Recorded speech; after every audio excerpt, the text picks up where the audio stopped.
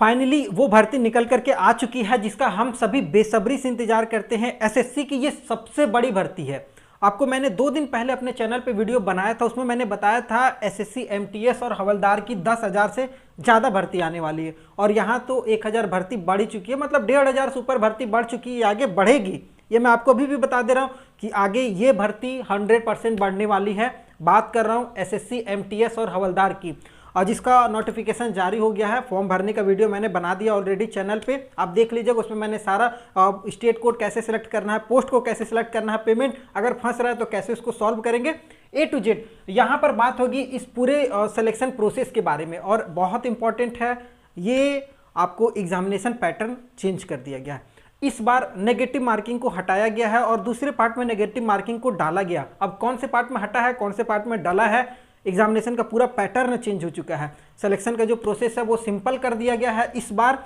और ये एमटीएस और हवलदार की एक ऐसी भर्ती है पूरे ऑल ओवर इंडिया में जीडी के बाद, जिसमें क्लास 10th से लेकर के पीएचडी, बीटेक वाले और ग्रेजुएट वाले सभी को ये आवेदन कर सकते हैं। तो बहुत मारा मारी है, इसलिए आप पैटर्न को पहले समझिएगा तब तो आगे बढ़िएगा, और पैटर्न जब तक नहीं समझिएगा तब तक तैयारी कैसे कीजिएगा।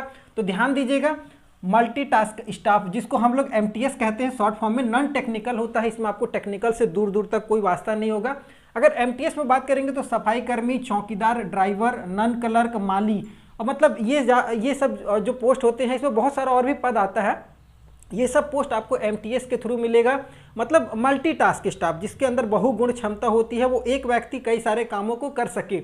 ये ग्रुप सी का नॉन गजेटेड पोस्ट होता है एमटीएस। और एक है हवलदार, आपको पता है सिविक एंड सिवियन नारकोटिक्स ब्यूरो वगैरह, ये इसके अंतर्गत आप हवलदार के पद पर भर्ती होंगे। ये भी ग्रुप सी का ही पोस्ट है, नॉन गजेटेड है। इस दोनों पद पर भर्ती निकली हुई है। थोड़ा सा डिटेल समझिएगा किस में कितना सीट है। तो एमटीएस की अगर बात करेंगे तो 10,880 इसमें पद निकाला गया है एमटीएस में। और अगर हवलदार की बात करेंगे तो 529। यहाँ पर देखिएगा, ध्यान दीजिएगा, स्टार मार्क मैंने बनाया हुआ, मतलब हवलदार का पद बढ़ेगा, आगे बढ़ सकता है, ठीक है, कम नहीं होगा, बढ़ेगा। टोटल सीट की बात करेंगे तो 11,409 टोटल सीट निकल करके आई है। अगर एज की बात करेंगे, बहुत इंपॉर्टेंट है, ध्यान दीजिएगा, इसमें लोग कंफ्यूज हो गए हैं। मैंने 2-3 देखा है लोगों को कि इसमें लोग कंफ्यूज हो रहे हैं। एज का जो फाइनल कट ऑफ जो रखा गया है ना, वो रखा गया है 1/1/2023। मैंने पुराने वीडियो में भी बताया था कि आपका एज कट ऑफ यही होने वाला है, 1/1/2023 आपका एज कट ऑफ होगा। अगर एमटीएस के पद पर आप अगर अप्लाई कर रहे हैं एमटीएस वाले पद पर, तो आपका जो डेट ऑफ बर्थ है वो 2/1/1998 से लेकर के 1/1/2005 के बीच में होनी चाहिए। ये आप क्लियर रहिएगा। 2/1/1998 से लेकर के 1/1/2005 के बीच में होना चाहिए। मतलब 18 से लेकर के 25 साल तक आप एमटीएस में अप्लाई कर सकते हैं, ये आप क्लियर होंगे। अगर वही हवलदार की बात करेंगे तो 2 जनवरी 1996 से लेकर के 1/1/2005 के बीच में आपका डेट ऑफ बर्थ होना चाहिए। ये आपको हवलदार के लिए। यहाँ पर अगर बात करेंगे तो 18 से लेकर के 27 साल, मतलब 18 तो कम से कम है, 27 मैक्सिमम है। कुछ जो सीट है एमटीएस में वो हवलदार वाली भी है, तो इसमें आपके लिए भी ये यही होने वाला है। अगर आप सीबीएन में जा रहे हैं, और जैसे मैंने आपको बताया सीबीएन और सिविक ये वाला जो है, तो आपका कुछ पोस्ट आपको हवलदार में भी देखने को मिलेगा। तो आप अगर 18 से 27 में अगर आपका डेट ऑफ बर्थ है तो ठीक है, 18 से 25 वाले थोड़ा सा उनको ज़्यादा अपॉर्चुनिटी मिलेगी, तो ये ध्यान दीजिएगा, एज कन्फ्यूज नहीं होना है। अब बात करेंगे एजुकेशन। मैंने आपको बता दिया है कि देखिए बहुत लोग अभी पढ़ाई कर रहे हैं, क्लास 10th का उनका एग्जाम होने वाला है या एग्जाम हो जाएगा। अगर एग्जाम होने वाला है तब आप आवेदन लगभग नहीं कर सकते, क्योंकि 17 फरवरी 2023 तक आपका मैट्रिक पास होना चाहिए। क्लास 10th पर ये सबसे बड़ी भर्ती होती है जीडी के बाद, ठीक है। तो 17 फरवरी तक अगर आपका एजुकेशन आपके हाथ में है तो आवेदन कीजिए, नहीं है तो छोड़ दीजिए इस बार।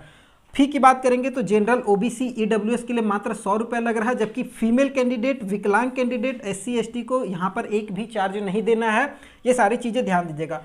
फॉर्म का जो डेट है वो बहुत इंपॉर्टेंट है, इसका अगर आप चाहें तो स्क्रीनशॉट या फोटो खींच करके रख लें, क्योंकि ये बहुत इंपॉर्टेंट है। फॉर्म का स्टार्ट डेट 18 जनवरी 2023 से चालू हो चुका है, मतलब कल से ये फॉर्म भरा रहा है। ऑनलाइन के माध्यम से आपको फॉर्म भरना है, वेबसाइट का लिंक मैंने नीचे डिस्क्रिप्शन में दिया हुआ है। उसके बाद फॉर्म का लास्ट डेट है 17 फरवरी 2023। तो ये जो लास्ट डेट है ना, इसको तो एकदम नज़रअंदाज करके चल रही है, क्योंकि एसएससी का खानदानी आदत है और फॉर्म लास्ट होने से 10 दिन पहले साइट बंद हो जाती है, नहीं भराती है। तो आप अगर कोशिश कर रहे हैं तो लगभग 10 फरवरी तक आप इस फॉर्म को पेमेंट के साथ कंप्लीट करके प्रिंट आउट निकाल के रख लें। ठीक है, आगे बात करेंगे करेक्शन की। अगर कोई गलती हो जाती है फॉर्म भरते समय, कोई मिस्टेक होता है, तो आप 23 और 24 फरवरी 2023 को आप करेक्शन कर सकते हैं। अलग से कुछ चार्जेस लगेगा 100 रुपये के लगभग में। 23-24 फरवरी को आप करेक्शन कर सकते हैं। एग्जामिनेशन भी बता दिया गया है, अप्रैल 2023 के सेकेंड वीक तक आपका एग्ज़ाम कंडक्ट करवा लिया जाएगा। अब एग्ज़ाम में क्या क्या होगा वो आगे हम बताएंगे, बात करेंगे, देखते रहिएगा। सैलरी बहुत इंपॉर्टेंट है, लोगों के ध्यान में ये बहुत ज़्यादा रहता है। लेवल 1 का आपको पेमेंट दिया जाएगा। जी हाँ, 7वें वेतन आयोग के तहत लेवल 1 का पेमेंट रहेगा, जिसमें एमटीएस की बात करेंगे तो 18,000 से लेकर के 56,000 कुछ रुपए आपकी सैलरी बनेगी। इसमें अलाउंस वगैरह बनेगा। डिपेंड करेगा ये सैलरी आपका किस टाइप का पोस्ट है, आपके पास वर्कलोड कितना है, ये सब सारी चीज़ें इसमें डिपेंड करती हैं। हवलदार में भी वही आपका लेवल 1 का ही पेमेंट रहेगा। दोनों ग्रुप सी का पोस्ट है, लेवल 1 का ही पेमेंट आपको दिया जाएगा। आगे ये बहुत इंपॉर्टेंट है, सिलेक्शन प्रोसेस, भर्ती प्रक्रिया बहुत चेंज हुआ है इस बार पिछले बार के मुकाबले। यहाँ पर देखिएगा सीबीटी, उसके बाद पीईटी और पीएसटी, मतलब कंप्यूटर बेस्ड एग्जामिनेशन होगा। उसके बाद आपका एफिशिएंसी टेस्ट होगा और आपकी हाइट वगैरह का मेजरमेंट होगा। तो यहाँ पर अब कंफ्यूज जो है वो मैं दूर कर देता हूँ। देखिए, पीईटी और पीएसटी ये दोनों हवलदार के लिए होगा। ठीक है, पीईटी और पीएसटी हवलदार के लिए होगा, जबकि ये सभी के लिए कॉमन होगा। हवलदार वाले भी इसको देंगे सीबीटी और एमटीएस वाले भी देंगे सीबीटी। ठीक है, ये यहाँ तक समझ में आ गया होगा। अब जो सीबीटी है ये जब सबके लिए कॉमन है तो इसमें ध्यान दीजिएगा। सीबीटी को ना 2 भाग में बांट दिया गया, सेशन 1 और सेशन 2 किया गया है। सीबीटी को कंप्यूटर बेस्ड एग्जामिनेशन होगा, ऑब्जेक्टिव टाइप से पेपर आपका रहेगा, कंप्यूटर पे एग्जाम देना पड़ेगा। इसमें 2 सेशन बांटा गया है, सेशन 1 और सेशन 2। अब अगर सेशन 1 की बात करेंगे तो आपको देखिए, ध्यान दीजिएगा, एक चीज़ बहुत इंपॉर्टेंट है, दोनों सेशन अटेम्प्ट करना है। ठीक है, एक ही बार में दोनों एग्जाम होगा, एक ही दिन होगा। और जैसे आप कंप्यूटर पर बैठे हैं तो पहले सेशन 1 का पेपर आपको आ जाएगा, उसके बाद सेशन 2 का आपके पास पेपर आएगा। तो दोनों सेशन को आपको अटेम्प्ट करना है, मतलब दोनों को बनाना है और दोनों को पास भी होना है, तभी आप सिलेक्शन में के लिए एलिजिबल होंगे। समझ रहे होंगे। तो सेशन 1 जो है उसमें न्यूमेरिकल एंड मैथमेटिकल से आपका क्वेश्चन रहेगा, 20 प्रश्न रहेगा, मतलब हर एक क्वेश्चन 3-3 नंबर का, 60 नंबर का आपका न्यूमेरिकल और मैथमेटिक्स रहेगा। न्यूमेरिकल एबिलिटी एंड मैथमेटिक्स, इससे आपका 60 नंबर का क्वेश्चन रहेगा, 20 क्वेश्चन टोटल रहेगा। रीजनिंग और एबिलिटी से आपका 20 क्वेश्चन रहेगा, 60 नंबर का ये भी रहेगा, मतलब हर एक क्वेश्चन 3-3 नंबर का है। तो सेशन 1 से अगर बात करेंगे तो 120 नंबर का आपका पूरी एग्जाम होगा, 45 मिनट आपको समय दिया जाएगा। ठीक है, जैसे ही आप सेशन 1 का 45 मिनट कंप्लीट होगा, जैसे आप कंप्यूटर पे देते रहेंगे, ऑटोमेटिक सेशन 1 बंद हो जाएगा और सेशन 2 ऑटोमेटिक आपके सामने खुल जाएगा। अब सेशन 2 में जो है वो सवाल आएगा जनरल अवेयरनेस से। ठीक है, यहाँ पर आपको 25 क्वेश्चन देखने को मिलेगा। अभी यहाँ तक देखिए सेशन 1 में 20-20 क्वेश्चन दे रहा था, लेकिन सेशन 2 में क्या है 25 क्वेश्चन कर दिया। यहाँ भी हर एक क्वेश्चन 3-3 नंबर का ही है। ठीक है, तो जनरल अवेयरनेस से 25 क्वेश्चन रहेगा, मतलब 75 नंबर का जनरल अवेयरनेस से आएगा। और अगर इंग्लिश लैंग्वेज और कंप्रीहेंशन से बात करेंगे तो 25 क्वेश्चन वहाँ से भी आपको मिलेगा, 75 नंबर का यहाँ से। तो सेशन 1 120 नंबर का हो रहा है, जबकि सेशन 2 150 नंबर का आपका एग्जाम होगा। समय दोनों में बराबर है, 45 मिनट सेशन 1 में दे रहा है, 45 मिनट आपको सेशन 2 में दे रहा है, मतलब 90 मिनट का आपका पूरी पेपर होगा और ये दोनों पार्ट को अटेम्प्ट करना है। अब एक खुशखबरी क्या है कि अगर सेशन 1 की बात करेंगे ना, तो सेशन 1 में आपको यहाँ पर देखिएगा नो नेगेटिव मार्किंग। सेशन 1 में कोई नेगेटिव मार्किंग नहीं है, मतलब 40 क्वेश्चन है, 40 को रगड़ दीजिएगा, एक भी नहीं छूटना चाहिए। गलत हो सही हो कोई दिक्कत नहीं है, अटेम्प्ट जरूर कीजिएगा, क्योंकि 30% कम से कम आपको पास होने के लिए चाहिए।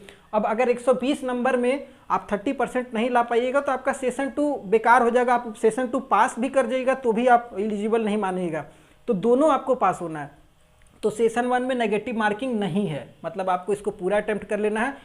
सेशन 2 लगातार होगा, तो सेशन 2 में आपका देखिएगा -1 है नेगेटिव मार्किंग, मतलब हर एक गलत पे 1-1 नंबर कटेगा।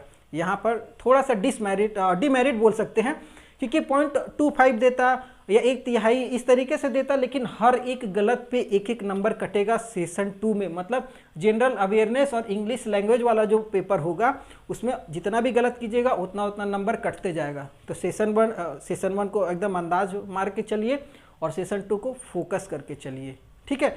सेशन 1 आप भले निकाल लीजिएगा क्योंकि सभी टिक मारेंगे, सेशन 2 ध्यान से टिक मारेगा और जो सेशन 2 बेस्ट परफॉर्मेंस करेगा उसी का सिलेक्शन होगा। ये बहुत इंपॉर्टेंट है, ठीक है।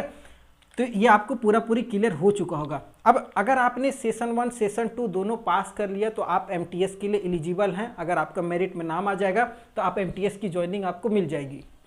रहा हवलदार वाले को ये सीबीटी देने के बाद उनको पीईटी और पीएचटी देना पड़ेगा, ये कॉमन है हवलदार के लिए। तो हवलदार वाले ध्यान दीजिएगा, सीबिक और सीबीएन दोनों में से किसी में भी अप्लाई कीजिए। अगर लड़के हैं तो लड़कों को 1600 मीटर की दौड़ 15 मिनट में पूरी करनी है, ये हवलदार के लिए बात कर रहे हैं। और अगर लड़कियां हैं तो 1 किलोमीटर मतलब 1000 मीटर की दौड़ 20 मिनट में पूरी करनी है हवलदार की लड़कियों को। हाइट की बात करेंगे तो लड़कों का कम से कम 157.5 सेंटीमीटर होनी चाहिए। अगर आप नॉर्थ ईस्ट से आते हैं तो आपको 5 सेंटीमीटर की छूट इसमें मिल जाएगी, मतलब 152 सेंटीमीटर तक आवेदन कर सकते हैं हाइट में। और लड़कियों की बात करेंगे तो लड़कियों के लिए हाइट 152 सेंटीमीटर चाहिए। लड़कियां क्लियर हो जाइएगा। चेस्ट की बात करेंगे तो लड़कों के लिए 81 सेंटीमीटर चेस्ट होनी चाहिए, 5 का फुलाव भी मांगा गया है, तो चेस्ट आप क्लियर रहिएगा। अगर नॉर्थ ईस्ट में लड़के हैं तो 2 सेंटीमीटर की उनको चेस्ट में छूट दी जाएगी, मतलब 79 तक आवेदन कर सकते हैं। लड़कियों की बात करेंगे तो लड़कियों के लिए वजन जो है वो बहुत इंपॉर्टेंट है, मांगा गया है कम से कम 48 किलो वजन होना चाहिए लड़कियों का। ये आप क्लियर हो चुके होंगे। तो एक कहने का मतलब सीधा सीधी यही है कि जो सिलेक्शन होगा वो सीबीटी मेन है, बाकी बात ये हाइट वगैरह तो आपका कॉमन है, ये आपको हो ही जाता है। सेशन 1 पूरा मारिए, सेशन 2 को ध्यान से तैयारी कीजिएगा अच्छे तरीके से, क्योंकि ये जनरल अवेयरनेस और इंग्लिश लैंग्वेज से आपका सवाल रहेगा।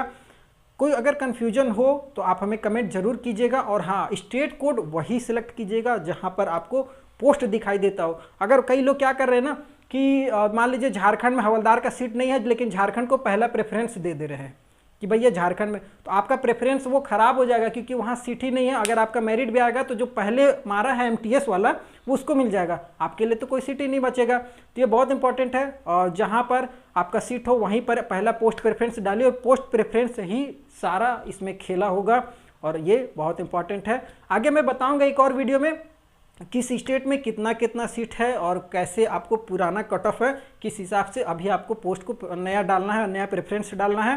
वीडियो पसंद आया हो तो चैनल को सब्सक्राइब जरूर कर लीजिएगा। अगले वीडियो में मिलते हैं फिर से, तब तक के लिए जय।